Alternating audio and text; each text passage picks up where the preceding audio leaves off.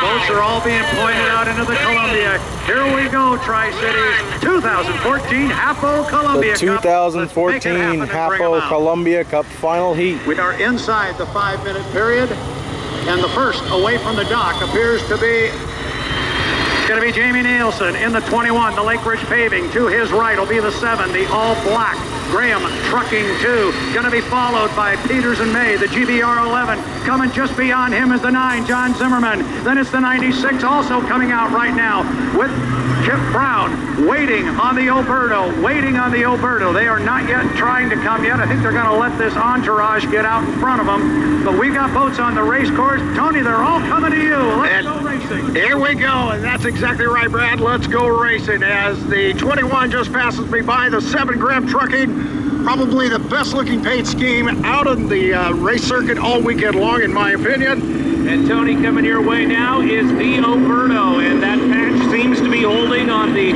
left sponson as it pulls away from the dock, but a bit of a hot start as yet. The 21, Lake Ridge Paving, Jamie Nielsen. Had to dodge it coming off of the dock, but now you have 6 of the 7 boats out. I don't know if you could pick it up in my microphone, but as the Oberto came into the 7 Graham Trucking 2, Cal Phipps. There was huge cheers that went up from the crowd when they saw the Oberto on the Columbia River for the final game. And they are doing the same over here on the Basco side. Still very much a fan favorite. Oh yeah, 3 minutes and 30 seconds, guys. And coming down the front stretch, the Qatar 96. The 11, Peters and May, Tom Thompson. Down to turn number 1. Zimmerman in the 9 is in lane 1, number 2 right now, coming down the front stretch. And it looks like Cal Phipps right behind him in lane number 4 in the 7 Graham Trucking 2. The 6, Oberto, Jimmy Shane. Oberto staying way outside around the top end of the course, coming across the start-finish line now at speed. Yeah, he looks like he's coming down here pretty hard. I think he wants to come out here, stand on it one time, run it hard down to the corner and see if everything's going to hold. And he has come down here now. He's pulled his foot out of it a little bit, but still coming down here with a lot of RPM. We got everybody down at this far into the race course, and he is indeed way on the outside of the course, Tony. Yes, he is, and he's keeping it out there for a reason. The 9, no, the 96. A lot of smooth water out there. He's Spirit of Qatar, Kip Brown. So he's going to continue to work the outside, and he's really got his foot in it. Cutting across the infield is the 96 Qatar. The 9, Jon Zimmerman. Also cutting across the top of the course, that's Zimmerman in the 9, and it looks like Cal Phipps may continue to the top end of the course. No, he dove to the ends. No, he's at the top end of the course. He did go into turn number 3. 22 just went by the exit pin down on turn 2. Oh, Peterson going through the way of the 21. Right on the front stretch. He got real quick. Yeah, he did. He's slowing down, but looks like he still has power. Got washed down there. That Jimmy coming in front of you right now, Mike? Jimmy Shane and the Oberto, and it looks like he's trying to get over to lane Trailer number 2 boat, the right 22, now. Ranch and Home. Less than 2 minutes now. Payne West Insurance, Mike Webster. Columbia 11 final hit. for slow speed. The 11 horn for slow speed. Yep, I was just going to say that. Definitely could see the rooster tail was not up at the height that it's supposed to be. You only get one warning, and that's one's a penalty. They made that very clear at the driver's meeting, so he's got to make sure he is up and clean. Well, he was slow because he got washed down after going through the wake of the rooster tail. I'm getting the opinion the referees didn't care.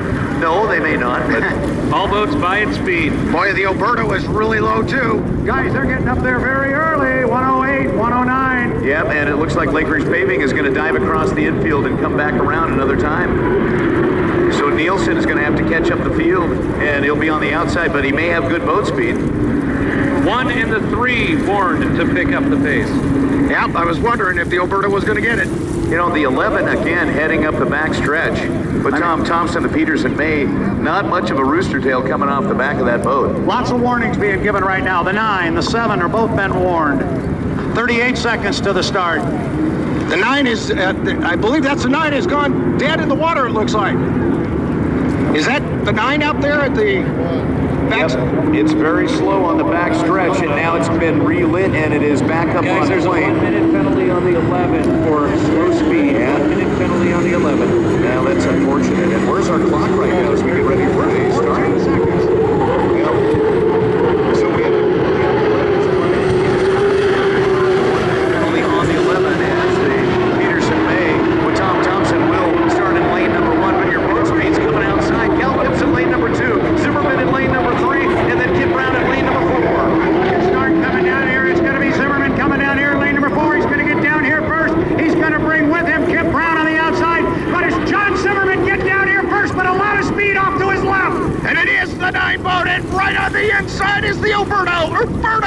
lane number 2, and over in the first lane is number 11, Peters and May. Nice job by Shane to get into lane number 1 with that Oberto. And right now it's Zimmerman leading up the backstretch, but Jimmy Shane is challenging on the inside. Jimmy Shane about ready to catch, and they are deck to deck heading up the backstretch. Jimmy Shane in the 6 Oberto.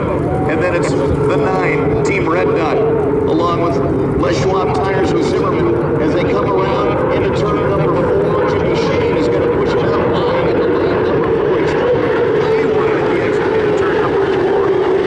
Across the front stretch, Jimmy Shane will lead after lap number 1. Number 5 lap lead him in, and a speed of 147.926 miles per hour. We have a roller on the course. Into the course. Right now, right there at the apex between 3 and 4. The boat upside down, it appears. That would be Lake Ridge Paving. Oh, look for the 22.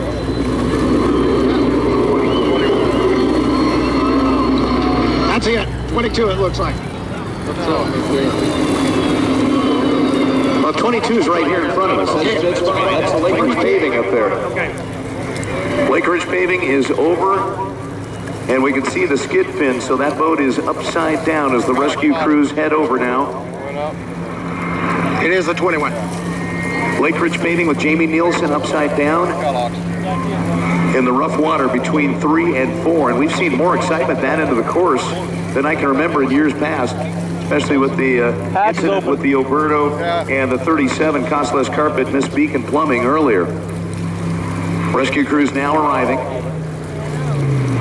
and heading to the rescue hatch on the bottom of the boat. Again, the boat is upside down in the water.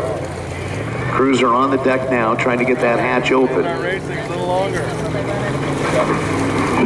And it looks like they may be getting the driver out now. That's a little bit of rough water at the top end of the course. And of course, black flag is on the course. All the boats now have come to a complete stop on the river as the rescue crews continue to try to extricate Jamie Nielsen. And they do have the emergency hatch open, but it's really difficult to see, and now we're blocked by one of the rescue boats to see, but it looked like they may have gotten him out. So the championship heat in a timeout, and we will start it all over again with that milling period. And you have to wonder, again, it was Jimmy Shane and the Oberto that really pushed everybody way outside at the exit pin at turn number 4 at the end of that first lap. And it's been all rough down there, you know, all afternoon, and maybe coming down the way that current is, the wind, it's kept to keep it in there and keep on track there. Because we saw the video when Dave hit that buoy down there, and it just shot him out. So it's kind of rough down that air this afternoon, and real choppy. Where you think the other would be down in turn 1 and 2, but it seems to be in the top part of the course up there. Again, the 21 Lake Ridge Paving upside down on the course. Rescue crews are on scene. And I don't know if you guys are hearing any information down in the Neil F. Lamson pits over the radios there with the teams. Any information coming through? I'm monitoring here. We don't have anything.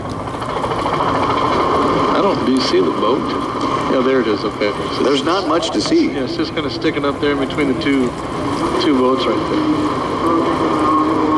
there. And of course, the current pushing everybody.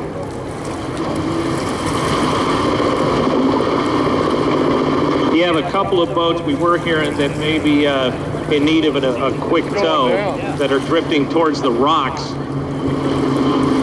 Yeah, we see some of the... all eyes are on the 21 at the moment. Yeah, we see the towboats going out to help some of the other boats around the course to make sure that they're okay. They're actually trying to turn the boat over right now as we see the right sponson sticking out of the water. But again, very difficult to tell whether or not Jamie is out of the craft or not from our viewpoint here. But that's what the rescue crews train for. And of course, the drivers go through the capsule testing. They have air on board. Strong F-16 cockpit, escape hatch at the bottom of the boat. Well, Mike, I would have to direct your attention down to the flag on the Blue Bridge, and it's fairly windy, and you have to wonder if that played a factor in the flow over. Yeah, there's a good breeze on the Pasco side over here, and I'm sure at the west end of the park here, I'm sure that's what that was too. I'm sure that was a contributing factor. Yeah, you've got to wonder about the boat swinging out wide there in between 3 and 4. At the exit pit at turn number 4, Jimmy Shane was way outside. So far, no view on the driver yet? It's really difficult to tell. There's so many people over there. But they're... Now, Brad, what is the precedent here? You clearly didn't have enough laps run to make it an official heat. Right. And we're late in the schedule as it is. Would they rerun the final, or would they decide on points? Oh, I'm sure they're going to rerun this thing. Yeah, I'm sure we're going to rerun. I'd be shocked if that didn't happen. Well, they're hooking up the boat to tow it now, and I would say that they would not do that unless they had the driver out safely. That would be a good assumption, I would think. So let's hope that's the case. I would expect now we should hear on the radios here shortly.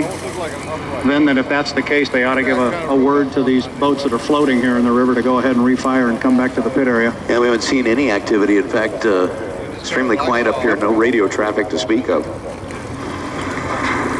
But they do have the boat now tied up, and they've been towing it a little bit.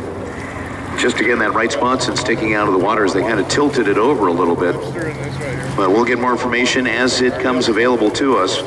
Try to limit speculation, but certainly hoping right now for the safety and well-being of Jamie Nielsen of the 21 Lake Ridge Paving. Have any of the rescue boats pulled away from the overturned boat? One of them has.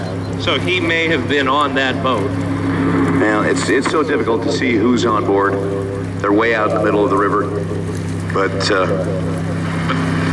one would hope that that would be the case. That boat just left there. That boat there just left there. Yeah, one of the rescue boats now coming down river. And we're hoping that is the one that will have Jamie Nielsen on board.